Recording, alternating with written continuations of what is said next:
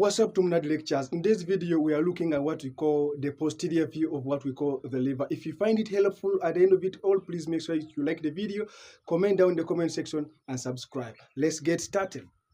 Now, in the previous video, we talked about what we call the anterior view of the liver, and we looked at different structures that can be seen on the anterior view. Today, we are looking at what we call the posterior view of what we call the human liver. The posterior view is also going to be called what we call the visceral view, because it is that kind of the liver, that side of the view of the liver that's going to be in contact of different visceral organs. That's why it can even called the visceral view of what we call the liver. Okay. You're going to be following this kind of the objectives. You look at the overview of the liver, you look at the lobes, the impressions, and then even so what we call the ligaments. Okay. Now, first thing first is that we're going to be looking at the overview of the liver. You know, the liver, we said that it's going to be that dark reddish brown organ, which is going to be the largest gland in the body, the largest organ in the largest internal organ in the body, and even also is going to be residing in what we call the right hypochondriac region, some part extending into what we call the epigastric region, with even also some part also going to what we call the left hypochondriac region. We said that it weighs approximately 1.5 kilograms, that is weight, and of which it is going to be a bit slightly heavier in male than in female. Like, for example, in male, it's going to be around 1.6 kilograms, and then in female, it's going to be around 1.3 kilograms. That is normal average, okay? Now, we're going to be starting with what we call the lobes. In the previous video, we talked about that the liver is made up of 4 lobes. And there are 2 lobes which can be seen on anterior view, and then there are around other 2 lobes which are going to be very clear, seen on what we call the posterior view. So now, starting with the lobes. Now, the whole of this this big one here, the whole of this one is what we call the right lobe. Okay, so this one here is what we call the right lobe. Okay, is what we call the right lobe. And then the whole of this one here, this one of this side here, this one is what we call the left lobe. Okay, the left lobe of the liver. So now those are the first 2 lobes which are very much visible. Now, even they can be seen on anterior view, and even also on the posterior view they can be seen. Now, we also have those kind of the lobes which cannot be seen on anterior view. They can only be seen on this kind of the posterior view. Now, you see we have this lobe here. This is going to be what we call the inferior vena cava. And then this is going to be what we call the left lobe. Then we still have this lobe which is just here, which is like a tail. You know how this lobe is called? This lobe here is what we call the caudate lobe. Okay, this one here is what we call the caudate lobe. Okay, so now that is our 3rd lobe. Then we have also the 4th lobe. We have this lobe here, which is going to be residing between this green structure, and then even also this ligament here as you move to the left lobe. You know how this lobe is called here? This lobe, which has 4-sided structure. This the lobe is what we call the quadrate. The quadrate lobe.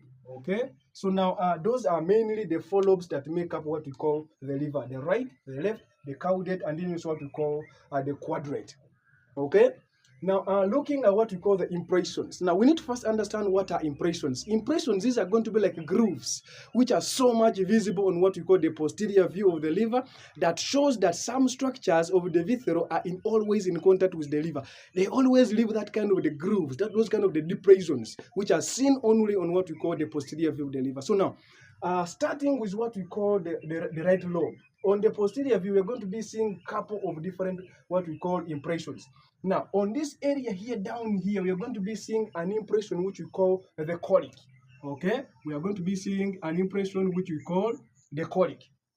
Okay, and then just slightly above it, you're going to be seeing another kind of an impression. And of course, this kind of the impression is showing that somewhere you're going to be having a contact of the liver with what we call the right kidney. So now, this kind of the impression is just simply called the renal. It's just simply called the renal impression. Okay, the renal impression. Okay, and then this one here is what we call the colic impression. Okay, the colic impression. Okay, then as you move up, we also have another kind of impression just down here. This kind of the impression here, this one here is what we call the suprarenal impression, okay, what we call the suprarenal impression. Super very important. Then we also have another kind of an impression down here, which we call the duodenal impressions, okay. We also have this structure here, just here, this area here. You know how this structure is called? This structure here is what we call the bere, area, okay? Is what we call the bere area. Now, as you come to what we call the left lobe, we also have some kind of the impressions. You see this impression here, the whole of this one here. This kind of the impression, it shows that that's where the stomach is going to be in contact with what we call the liver. This kind of the impression is what we call the gastric, impression. Okay, is what we call the gastric impression.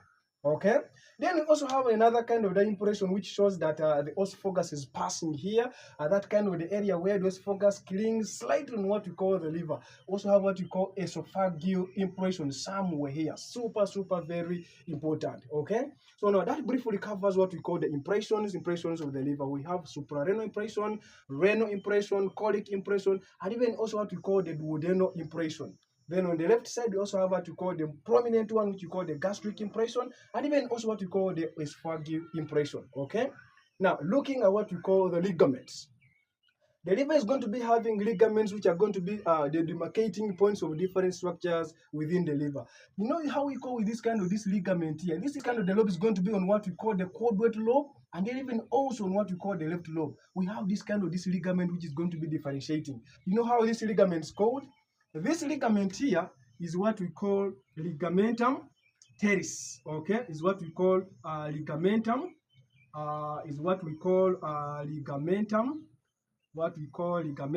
teres, okay? Ligamentum teres. But you may find some people calling it the round, ligament. Okay, so now that kind of the ligament which is going to be next to the quadrate lobe, and even also what we call the left lobe. Then we also have another kind of the ligament here. This ligament is going to be on the caudate lobe, and even also part of what we call the left lobe. Now that kind of the dividing ligament between the caudate lobe and then the left lobe. You know how this kind of ligament is called? This kind of the ligament here is what we call ligamentum. Ligamentum venosum, okay, ligamentum venosum. And of course this one tells us that during fetal life we used to have what we call the ductus venosus passing here, but of course when a baby is born it becomes a fibrotic tissue which we call ligamentum venosum. Okay, so now that briefly covers what we call some part of what we call the ligaments. And we also have some other ligaments on this side here. We have this ligament here. This ligament here, this one here is what we call the right triangular ligament. Then we also have this one here, which we call the left, the left triangular ligament. So we have this one, which is the right triangular ligament, and then this one here, which we call the left triangular ligament. Then you also have these ligaments here. You see these ligaments here. These ligaments here are simply called the coronary, what we call the coronary ligament. Okay, what we call the coronary ligament. Of course, you're going to be having what we call the posterior, and then what we call the anterior coronary ligament. Okay, and these coronary ligaments are going to be residing more especially on what we call the diaphragmatic surface of the liver. You know, we have what we call the diaphragmatic surface of the liver. Diaphragmatic surface of the liver is going to be that part of the liver that is going to be next to what we call the diaphragm, because you're going to be having what we call the diaphragm on the superior aspect. So now we have this kind of the coronary ligament that helps the liver to cling, to adhere to what we call the diaphragm for proper support. Okay, so now this one is going to be what we call the diaphragmatic surface of the liver, where we are going to be having the coronary ligament. Okay, so we also have this green structure, super very important in storage and concentration of bile. You know how this structure is called? This green structure here is what we call the gallbladder. Okay, is what we call the gallbladder. Super very important in the storage of bile, and then even also what we call the concentration. Super very important. Then we also have this biggest vein. You know how this vein is called? This one here is what we call the inferior vena cava. Super very important. This is where you're going to be having what we call the hepatic vein, draining blood from different areas, like what we call the left hepatic vein, the middle hepatic vein, and then the right hepatic vein. All of them converge and pour the blood into what we call the inferior vena cava. It is such another beautiful thing. So now blood from the inferior vena cava is taken to what we call the right atrium. Okay, it is such another beautiful thing. So now I want to take much attention on this structure here. This structure here, it is super very important. This structure is going to be having a couple of different structures within it. I want to pay much attention to it. Okay, so now I'm going to cut the whole of this structure here. I pull it here, we zoom it here, and see exactly what's going to be containing. This structure here is going to be containing this blood vessel. The blue one is what we call the portal vein. Okay, is what we call the portal vein. Okay, and then the red one is what we call hepatic artery proper. Okay, hepatic artery proper.